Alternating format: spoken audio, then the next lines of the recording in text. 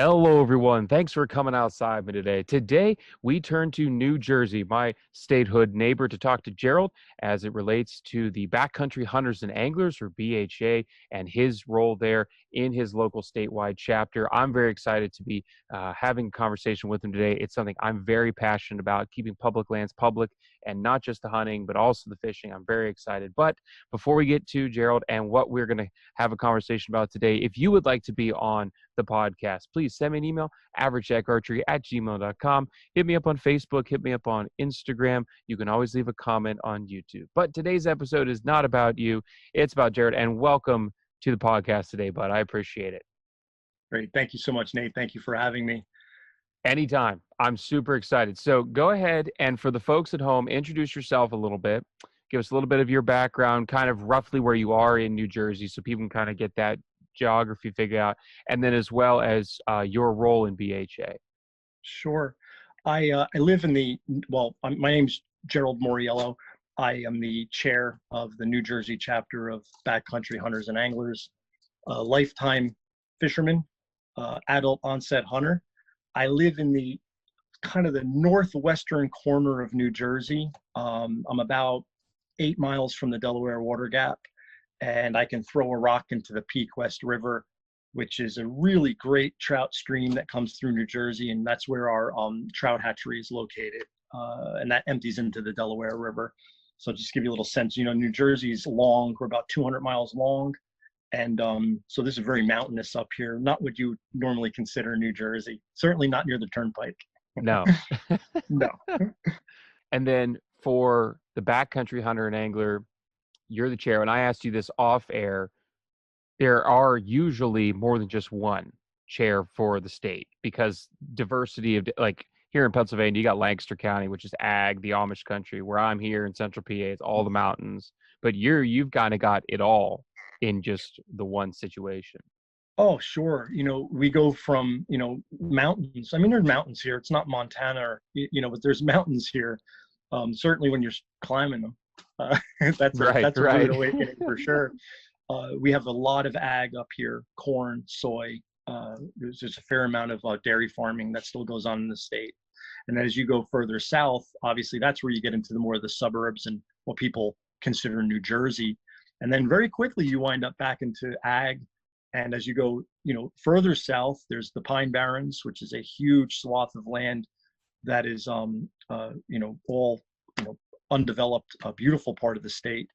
And then we have our coastal fisheries to the east. We have the Delaware River to the west. As you go further down south, we have beautiful land for duck hunting and turkey hunting. A lot of turkeys here in New Jersey, but don't tell anybody. Not as many up by me, so don't waste your time up here. But Yeah. So it's surprisingly diverse, and we have great trout fishing here too, especially up here. Where the Delaware, we have 3-4 really great fisheries up here for trout fishing, and we have a really nice stocking program. Excuse me. Sure. Yeah. And right now we're stocking rainbow trout. So okay. We used to stock browns and brookies, but right now the program just does rainbows. So Not to go off on a tangent, but yes, it's a very diverse place for such a small state and for having so many people, which is also, a good thing. And when it comes to backcountry hunting, maybe not so good. Yeah, maybe. Yeah, it's hard to kind of quote get out there. Right. Yes. Here in PA, it seems like I can get lost in almost any of the pieces of public that are within a 45-minute drive of my house. But speaking of the public and everything, people sometimes ask me, because I wear it a lot of my videos, my public landowner T-shirt, and people always kind of ask about that. It's like that's kind of stupid. I'm like, well, no, I personally take it very seriously. So just for the folks at home who are unfamiliar with the Backcountry Hunters and Anglers, what is kind of like the mission statement, if you will, because it's not like it's been around forever. Like my PA chapter, I think it's only been around since like 2014, 2015, something like that. It's very young, and New Jersey's even younger. Yes. And I'll tell you, Pennsylvania has done an amazing job. With under Chris Hennessy actually is the regional He's going to kill me. I don't have his title, but he's employed by BHA. He lives in State College in that general area, and was really instrumental in helping us get our chapter started. You know, you talk about Pennsylvania's chapter being so young. It developed really well. I mean, you guys did an amazing job. Guys and gals did an amazing job out there. And, you know, I kind of lean on Pennsylvania a little bit as a kind of like a big brother and trying to help us, you know, get our chapter up and running. We started 2 years ago, so we're in our second year. So not this past virtual rendezvous, but the year before. And BHA has a yearly rendezvous where it was at one time in Idaho.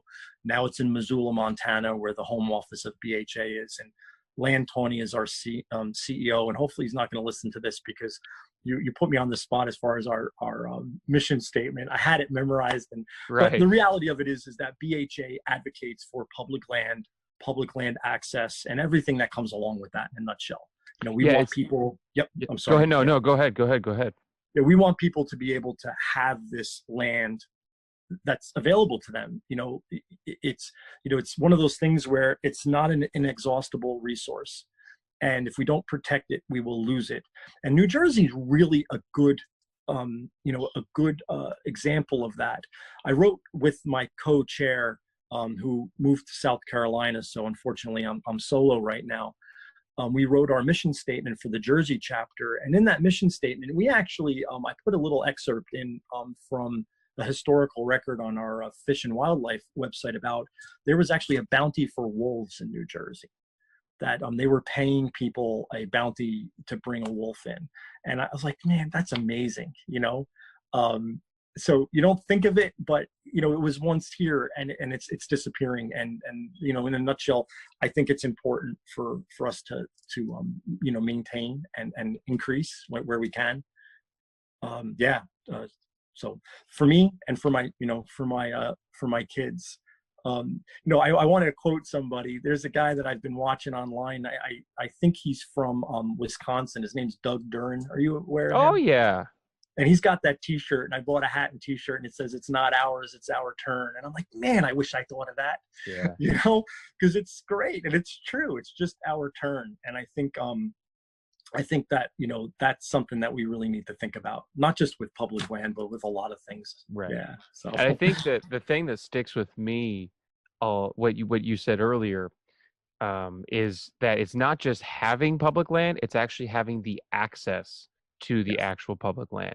It's all well and great, and they talk about this all the time. It's a huge problem out west. There's tracts of public land that are landlocked, and there's no access because you have to go through private to get to them. Now, we don't have that problem here in Pennsylvania, but I can only imagine how frustrating it'd be to say, oh yeah, such and such state has X amount of public land, but how much of it is truly accessible? And I think that's one very key critical part to this whole thing, because I think also this plays a lot with the waterways too, because they get a lot trickier in terms of, like, I know here in Pennsylvania, we have a chart. I love fishing. I'm not big into our stock fishing season. A lot of guys kind of jump on that like this is the open day of firearm season and the Orange Army heads out in the woods. Yes. I jump on. We have a boatload of Class A natural reproducing trout waters that are predominantly full of brook trout. And there's a huge sheet of them. They're all tributaries that feed into some sort of the Allegheny or the West Branch of Susquehanna out here where I live in Clearfield County. But there is, not only does the chart say this is how long the river is, this is where it starts, this is where it ends, it also tells you how much of it is public, how much is actually publicly accessible. And for the vast majority of them, it's well below 50% of the total contiguous waterway is open to the public for fishing, which I think is a shame because it's a natural reproducing trout stream. I don't keep any fish in it. Most of them aren't even legal, 7 inches in size anyway to keep. But it's like, why does this not have more access to it? So I find myself hitting the same 3 or 4 bodies of water, even though I'm surrounded by, I think, 20 different Class A trout streams within a 20, 30-minute drive of my house. So I think it's not just having the public land, and our game commission does a good job of acquiring new public land for both hunting, fishing, and trapping, but it's also the ability to actually have access to it, which in New Jersey in particular, because, I mean, I don't want to, say, I went to Penn State. We had a lot of people from New Jersey that went to Penn State. And those Yeah. people were not my kind of people that from New Jersey. You're my kind of people from New Jersey. But I You know know, how the land yeah. use is out your way, and that it's, the politics of hunting in New Jersey is vastly different than where it is here in the Central PA region, State College, as you mentioned, which is Penn State University and that sort of stuff. Yeah. Yeah. As a hunter, fishing, not as much because, fishing is something that really is part of New Jersey. You get to the coast, we've got a lot of coastline and people fish all up and down it. I mean, there was a guy on Instagram last night was posting fish that he caught right in the waterway in Harlem in New York, and it's just like, so fishing is, that we've got that, and I'm proud of that. The hunting though, that was, as an, we talked about me being an adult onset hunter, you know, I'm like, I'm not embarrassed at all. I'm very confident in who I am, and I enjoy hunting, and I love the idea of procuring wild meat, and it's sustainable. Our system, the North American model of wildlife conservation, is second to none. Although I probably shouldn't say that, but our governor doesn't always follow it. And we could talk about our bear population, which we didn't talk before, but I think that might be important to touch on briefly. But the hunting thing, it is, I can go an hour and a half east of where I am, and there are people that never even thought about hunting. It's never even crossed their mind that it's even available in New Jersey. And then there's pockets, and so it's very varying. And I went to Rutgers, so and when I was at Rutgers, God bless you. Yeah, well, even now our football team is pretty bad. But nevertheless, we were really bad back when I was there. And, so I always looked towards Penn State, and, kind of was, I wish I was a Lion, but, that is what it is. So, yeah, so we've got a lot of hunters here, and then we have a lot of people that don't. And from a political standpoint, it's really important for us to present ourselves in a positive light. Correct. Which is why I love what you do. I love, we had mentioned some of the other guys and gals before, because you can easily, we hunt by, and I'm stealing this from somebody, but at the good graces of others. Because in New Jersey, we are by far the minority, and we can easily lose this privilege, and as much as we think it's a right, unfortunately, it's not. So we can lose this privilege. And I find that just presenting myself in a positive light and hunting, because I think every hunter is an ambassador, to the sport. And, so that's really important. So, yeah, so in Jersey, in certain places, I'm not, saying, hey, yeah, I hunt. Right. But, but, I'm a doctor, and, and some of I don't hide that I hunt. Some people like it, and some people don't. And, and one can say like, yeah, I shouldn't, advertise it. But again, it's who I am. And, if I was a golfer or a football player or a soccer player or whatever, I kind of think of it as it's just who I am, and like many people, Right. Yeah. So anyway, I don't know where I'm going with that, but yeah. So Well, it's just like that's the thing too. Like, do never be like it always seems to be here in PA. We always talk about, and in any state that's like this, Michigan, PA, New York, New Jersey. There's always this idea of within the hunting community. There's always the buck shaming, right? Oh, you shot the little 4-point, you shot the little basket rat sure. 6-point, right? Yeah. And then it's like not only do we get it outside of the hunting community. Oh, you hunt. Oh, so great. You're out there killing Bambi's mom. Way to go, Right. dude. Okay. And then we get in the hunting community, we're like, all right, our brothers and sisters are here. You shot the what? And it's like, all right, okay, Yeah. we need to bond together here. And this Yeah. is where I am really excited to have you on and to meet other people at these banquets. We talked about Pint Night that's coming up here with BHA. It's Yes. getting together people that just want nothing better but for everybody to succeed and to have better experience on public land, both fishing, both hunting. Whether you hunt with a bow, whether you hunt with a gun, no one cares. I Right. don't care how you get it done, and you don't care how the person gets it done. And that, I think, is really important for these groups and for people like you and me to continue to support that, because I think it gets strongly overlooked. and it's strongly underappreciated. Because otherwise, I think we would just constantly sit there and shame each other, both in the hunting community and outside of it. Um, Sure.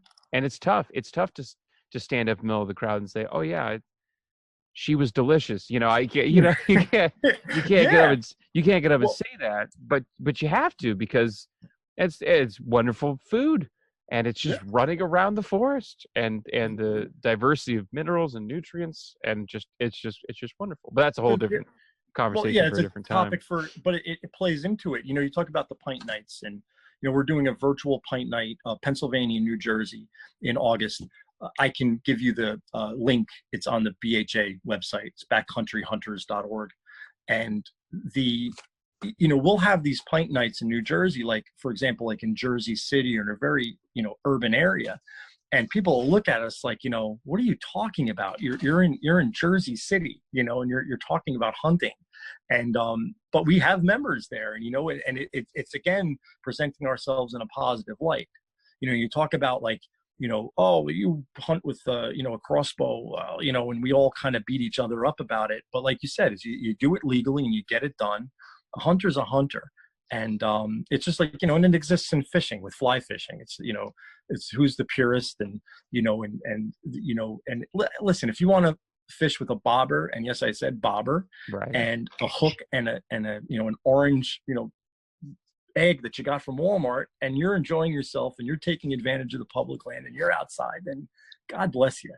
God bless you. I think it's great. I started fishing with, I had this gigantic rod that I found in my grandpa's garage, and I just wanted it because it was huge and it was a saltwater rod, and I would fish this little pond in Rahway, New Jersey, which is where I grew up, which is very suburban. And I actually grew up in Colonia, but Rahway bordered it. And everybody knows the Rahway prison. It's been in many, many movies, and so not far from the prison. And with a bobber and some frozen corn, and I was out there every day. And I can hear horns and I can hear the highway, but that was my back country. And for me, that little piece of land off the road was my back country. And so anyway, I went off on a tangent there, but it's just, I'm passionate, and sometimes I kind of lose my train of thought there. Sorry. Right. Oh, it's fine. Well, and speaking of tangents, let's actually circle back to, because you alluded to the bear and the bear Oh problem that you yeah. guys are having in New Jersey. Yeah. Unpack that a little bit for the folks at home who might not know, because here in PA we have a good healthy amount of bears, but you guys are in a literal fight to reduce the population because you have an incredibly unhealthy amount. Yeah. Yeah. So this is kind of how I see it. I'm not speaking for BHA or for Fish and Wildlife, but Sure. as a citizen of the northwestern corner of New Jersey, we have a high bear population up here. Black bear carrying capacity is nothing like bear per every 2 miles, and I'm not a bear biologist, but I think that's pretty accurate. They don't like being on top of one another, but we recently, over the last, I think now we're going into our second season, the governor has disallowed hunting on public land. So the only way you can take a bear legally is if you have tag for and permission for a private property, or on some of the wildlife management areas, I believe, are still open, but there's not that much as far as access goes. So we've seen an increase in the population, which we have been seeing for years. I see black bear in my yard at least once a week. During the spring, thaw, I see them a lot more than that. I'll send you, Nate, I have a picture of a boar black bear. If he was 500 pounds, he was a pound. I mean, this thing is huge. Walking across my front lawn, 6 feet away from my porch. Yeah. The new record was set in New Jersey. I think the bear was over 700 pounds, if I'm not mistaken. So we've got a lot of bears here, and so talk about, I alluded to before about the North American model for wildlife conservation. We need to follow that, but to steal Steve Rinella's term, the charismatic what megafauna, I think he calls them. Yeah. Bears are, people love them, and they humanize them, and anthropomorphize them. Yeah. And we've got a lot of that here, and that has been difficult because even when you do hunt and you go to we still have to check them here in New Jersey. So you go to the check station and there are people, taking pictures and protesting, and it's just not a fun thing, environment. And although it's, they're given right as an American citizen, and I wholly support that. I think we need to kind of start rethinking how we're handling it here. People are not equipped to deal with that type of animal, rummaging through their garbage can. It's not a skunk. It's not a raccoon. This is a massive animal. Now, grant you, it's not a grizzly, thankfully.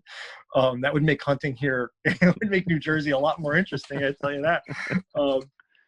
They're timid, but the big ones, they're not afraid of you. This guy, I holler at him, he looks at me like, all right, yeah, and then he just turns and walks away. He doesn't run. Yeah, that was my first encounter. Was exciting, man. I'm not gonna lie. So, but this year I'm bear hunting. I bear hunted last year, but I wasn't successful because I didn't really focus on it. It was like I'm deer hunting, and if I see a bear, because the seasons run, parallel. This year I'm gonna hunt bear. I'm gonna carve out time, and I'm gonna hunt bear. So I'm assuming you can't bait for them. You can. You can bait for them here in New Jersey. Yeah. That's because you can't glass for them here. Because the woods are dense. Wait. Okay, so legally you can glass for them. You just can't see them. You can glass for them. Oh, okay. Legally you can glass. Oh, okay. Oh, yeah. It's just not. You're lucky if you can see 50 yards in the woods. Right. So it's traditional and legal to bait. You just can't shoot them from an elevated position. So you can't put a big pile of bait. And I could be wrong on this, but I'm pretty sure. And again, I'm not a bear hunting expert, but I'm going to bone up on my rules and make sure that I follow them to the T. But I'm pretty sure that you're supposed to, if you're hunting over bait, it can't be from an elevated position. Okay. So there's some rules, and there's it opens with archery, and then there's some muzzle loader, and then the late season, which is in December, right around our shotgun week here in New Jersey, you can hunt them with a shotgun. Is the aside from all of the political ramifications of the inability to access to bear hunting, is the tag separate from your standard issue resident tag, and is it pretty expensive to get it? No, it's not expensive. It's a lottery, but generally they're always leftovers. For the most part, there's only certain regions in New Jersey where it's even allowed, so it's not statewide. There's certain parts because they're not everywhere, but their range is increasing. But no, the tag's not expensive. It's separate. So with your regular license, you get an early archery tag. You get your buck tag for fall bow, winter bow, and then there's permit portions. This is where our law gets a little complicated. Then in the beginning and in the end, you can hunt anywhere. In the middle of the season, during the rut, and as you get into December, it's permit, and it's done by region. So there's zones, and it gets a little complicated there. Bear's a little easier. You buy the tag for the zone, and then you can hunt there. And there's a bag limit, and so there's some rules, but it's pretty simple. It's similar to how they run our turkey season here. It's done by lottery, and then you pick, and then if there's leftovers, then you can buy. Oh, your turkey season is by lottery.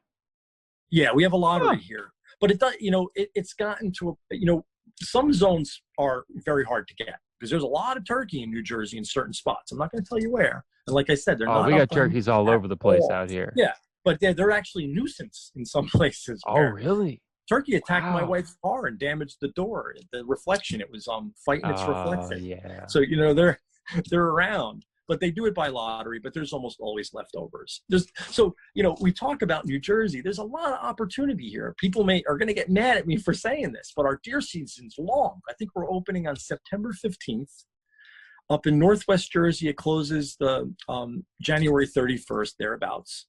And in some zones south and near the more suburban areas where there are a lot of deer, less access, unfortunately, those seasons will last up until February 15th.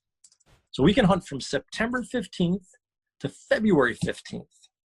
Lots of opportunity. Yeah, lots of target-rich environment there. Right. This is just you and I talking, though. Yeah. Right. Right. So we're not telling anybody. No. But, you know, and all right, we don't have booners. You know, this isn't Iowa. This isn't, there are some big deer here, but, traditionally we're not, seeing these massive, massive bucks. But there's deer here. So anyway, yeah, that's good stuff. Yeah. It's interesting Well, I also tack this on as well. I'm guessing that just like Pennsylvania, trapping is almost non-existent anymore. Yeah, there's some people that do it, but it's become more and more and more rare. Right. Yeah, I guess the reason why I was asking is because along with the bears, are you seeing an influx of other predator species, coons influxing, coyotes, etc., bobcats? Because that is something we have seen. I have seen more coyotes, raccoons, foxes, other predatory species in the past 5 years than I've ever seen before. Yeah. Well, for example, Nate, I've been hunting for 3 years, right? So I've seen 4 bobcats. Which is my father-in-law, who's my hunting mentor. My father-in-law Henry was like, that's rare, right? But I see bobcats all the time. Fox for sure. There's tons of fox. Raccoons are another. I have a friend that traps raccoons, and he says that he's seeing more and more. The raccoons are having huge litters. There's lots of raccoons in the woods, and coyotes. We have a large breed or kind of breed, but we have a large coyote here in New Jersey. I was in the woods last fall, and I was up in a tree stand. It was right around the beginning of November, right before the rut kind of kicked in, and I saw what I thought was a husky running in the woods. And I'm looking, and then I see 2, and I see 3, and then I see 4, and I'm like, all right, that's not somebody's lost husky. It was actually a coyote, and I couldn't believe how big they were. And I was like, holy cow, and here we are an hour from Manhattan, and there's a pack of coyotes. Right. Pretty amazing, so yeah, I'm not the best person to ask, but I've seen a lot of predators, and compared to what my father-in-law has said over the years, I think we're seeing a lot more of them in the woods. Yeah, so. 4 bobcats is 2 more than I've seen in almost 17 years of bow hunting. Yeah, that's a lot. They're usually very solitary, very recluse predators. To see them is pretty impressive. Same thing with the coyotes too. Yeah, I hear the coyotes at night where I am. You'll hear them. And the bobcat was amazing because the bobcat knew I was there probably 10 minutes before I became aware of it. Oh, they're not afraid of anything. Nothing. And it was looking at me up in the stand, and it's like, all right, I see you there, and just walked right down the deer trail, like, and it was utterly silent. Man, I wish I could be a little quieter in the woods, because it's just, I feel like I go through the woods like a ton of bricks. So it's pretty funny. Amazing critter. I have to ask and kind of unpack a little bit more, because we've alluded to it multiple times. Sure. The late onset hunter that you have become, because you've been a fisherman your whole life, you've been outside your whole life, that sort of stuff. You live in a state where getting outside is not uncommon. But why in particular now? I mean, you've gone not only from late onset hunter to late onset hunter, the head of a chapter of a state of backcountry hunters and anglers. It's not like you're like dipping your toes in here. So what has really pushed you to go clean off the edge in just a few short years? I spent my 20s and most of my 30s under fluorescent lights in a hospital in New York City and Philadelphia. And I got to a point where there was something missing. And I just felt like I didn't know what it was. My wife and I moved, and I worked for the VA up in Buffalo, New York, and we were pretty isolated up there. Buffalo is a great city, a lot of fun. But they have tough winters, as you've probably heard. They have that reputation for a reason, and spent a lot of time indoors. But when the spring came, I mean, we were busting to be outside, and spent a lot of time hiking. And then at that time I discovered Randy Newberg and Meat Eater on Netflix, and I'm watching this, and for my my birthday that year, which was it was in 2016, my wife bought me a bow from Cabela's in Buffalo, and I started shooting at a indoor range in the middle of the winter, and did that for about a year until I felt pretty good with it. And, taught myself with videos you and from others, and so I'm not a very good. I'm that doesn't sound right from you, but I'm not a very good archer. No, because I'm self-taught. Nothing is taken personally. No, Nothing is taken personally. And so that being said, I started spending more time outside. And, when I talk about growing up fishing and being outdoors, I grew up shooting. My father was a cop and ran the firearms training facility in Newark, New Jersey, which is our biggest city. And, I don't even remember the first time I shot a rifle. We were very young, and never put all my likes and all what I wanted all together. And then it just kind of came to me while I was watching TV.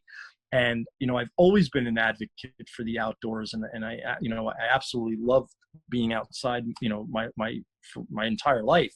So it all kind of clicked. So I started calling BHA in Montana. And at the same time, a buddy of mine was calling, and we were calling and calling. And finally, it's not quite as, they were very receptive, but we were able to kind of pull it together and said, yes, we want a chapter here in New Jersey, and that I was willing to do what I could to get it started.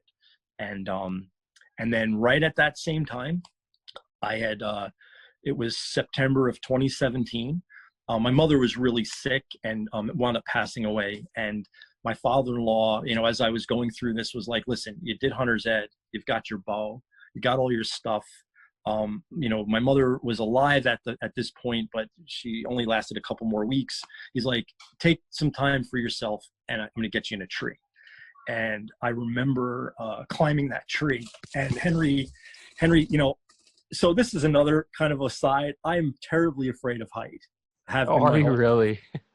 My father-in-law is a hardcore hunter. He doesn't have a stand that's under 30 feet. So I'm on this little platform, and I'm climbing, and he leaned into me, and he's like, it's all right to be afraid, and I had my on, and I was all, protected. He actually gave me my harness for Christmas, and he said, I don't want my grandkids to grow up without a dad. So that my harness was my Christmas present that year. So I climbed the tree, and I got up there, and I saw a doe, and I saw an owl that night. I'll never forget it. And it changed my life. It changed my life. And I think it'll change my children's lives. And I hope it'll change other people's lives, because, I think in New Jersey, we talk about, access, but it's not just access to land. It's access to the opportunity to a mentor. And what you guys are doing in hunting public and Catman, and I can go on and on and on, is just kind of, your regular guys sharing your passion. And I know you're not doing it for the money, man. No, we are not. We will tell you, we spend way more money doing this than actually getting it. Right. And in this day and age, that's a rarity, where you're passionate about something, and you just want to I just want to tell people. Right. So, and that's how kind of BHA kind of got involved too, because it's just like regular people, regular guys and gals, whether you hike or you fish or you hunt or whatever. It's just being outside, right, and being, just having fun, and enjoying what God gave us. So amen to that. Yeah, and it's interesting. I don't know if just because I'm a little bit kooky on the inside, not all of my wires are properly screwed down. Whenever I'm out doing something, I'll never forget it. But there's just one time where I'm sitting in my climbing tree stand. It was early in the hunt. It was an evening sit, so it was probably like 4:30, 5 o'clock, plenty of daylight out. And I had a red-tailed hawk come and land on a branch that was probably about 8 feet away. Huge red-tailed hawk. And I heard him coming because they're enormous. He gets on the branch, the whole tree seems to lean over. And he looks at me like, what are you going to do about it? I'm like, nothing, dude. You're just going to hang out here. And I watched him fly. He flew straight away from me, and just his sheer size of this bird. And I remember sitting there thinking, this is kind of how my brain works whenever I have any interaction in wildlife, is no one else witnessed that.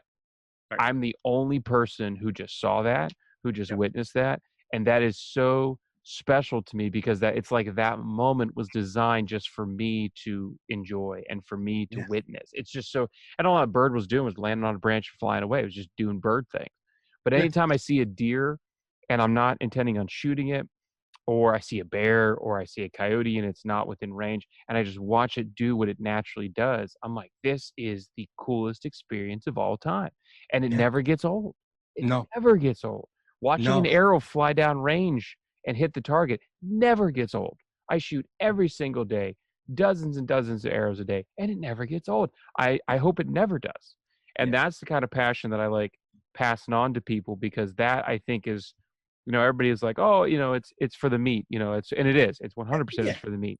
Sure. But literally, it's my own guilty pleasure of experiencing one of the coolest things to me, which is getting outside and enjoying the nature, shooting my bow. It's just, all of that is stuff that I can only see in my perspective, in my moment.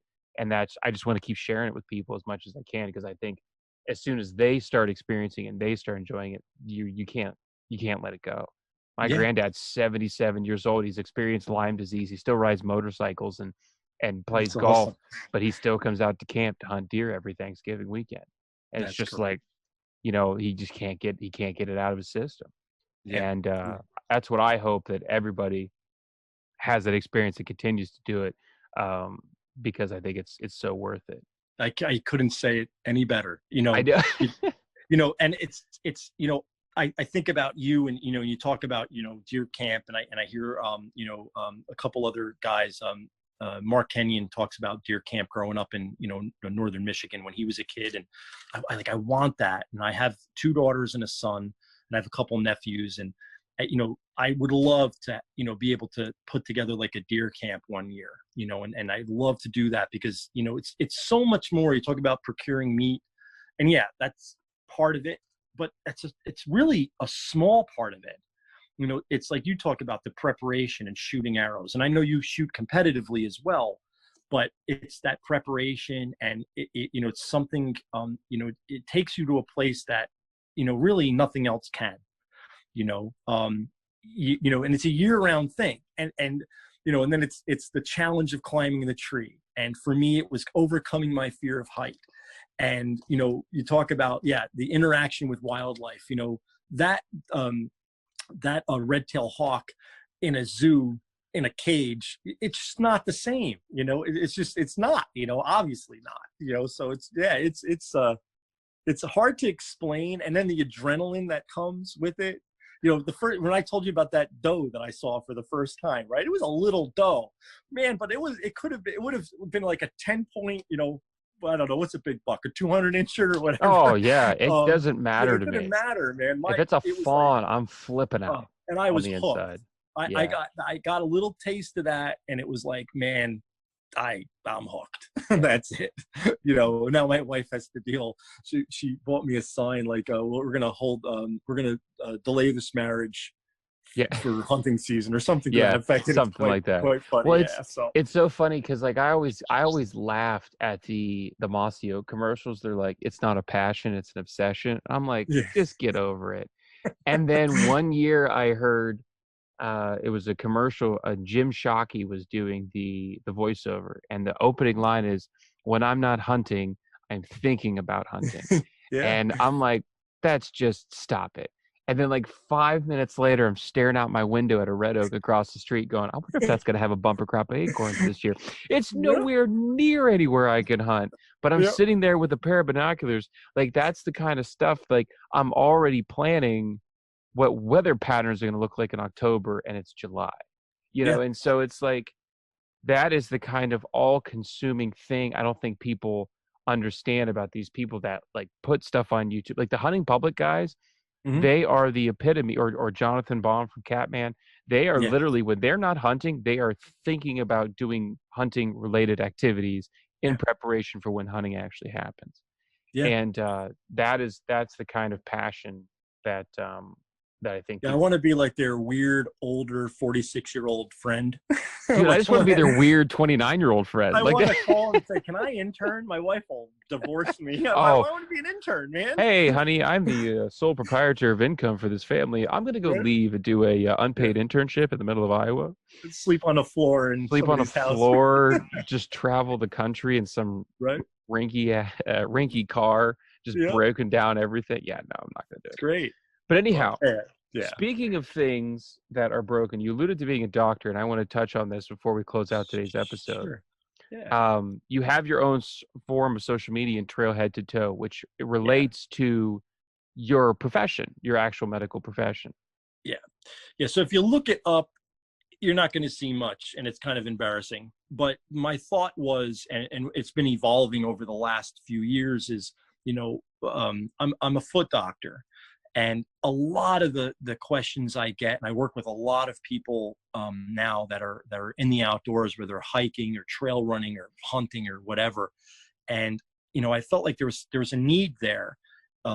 And I started to evolve my practice more towards just keeping people, out in the woods on their feet, because you think about, what your feet feel like when you're in a tree stand all day, and now that I started saddle hunting, I've been working on different things to do with my feet, because I use a ring of steps now. I started using a Predator platform, which I love. I like the ring of steps because I can get closer to the tree. And I feel like I'm more part of the tree. I don't know, in my mind, but standing on those, those pegs for, 8, hours or however long I'm up there, I started thinking about ways of making my feet more comfortable. People ask me, how do I keep your feet warm, and all of these questions. So they kind of evolved from that. And I'm working on that. I've been working on a project, and also thinking about possibly a podcast, just talking, because I have 50 topics that people ask me all the time that I can touch on. So that's kind of a work in progress. Yeah, so that's been a lot of fun, and I enjoy what I do. And you wouldn't think, like, I think I might be the only, BHA board member podiatrist. Because, I always think of like a Seinfeld, and we tend to be the butt of jokes often. And it's kind of funny even, but yeah, I'm a foot doctor, and I don't have a foot fetish. So you could, if anybody, but it's just building everything. It's just building everything from the ground up. Like, I know, for example, that I have very heavy feet when I walk. Yeah. Like, I'm a very heavy-footed person. I'm like a freaking elephant trying to run. It's very embarrassing to watch, and so I try not to do it very often. But I know that is part of the reason why my lower back experienced issues. I know it's why. And so I can always be like, oh, my back, I had bad disc, but I'm just putting Band-Aid on a bullet wound. I have to watch. So when I'm walking around in school, because our elementary school is enormous, and we're in the farthest wing of the building, and I got to go across the building multiple times a day. It's all on tile, that sort of stuff. I'm very cautious. I wear hiking shoes, like brown suede hiking shoes, because I just can't I wear tennis shoes instead of dress shoes, because I literally was destroying my feet, destroying my lower back.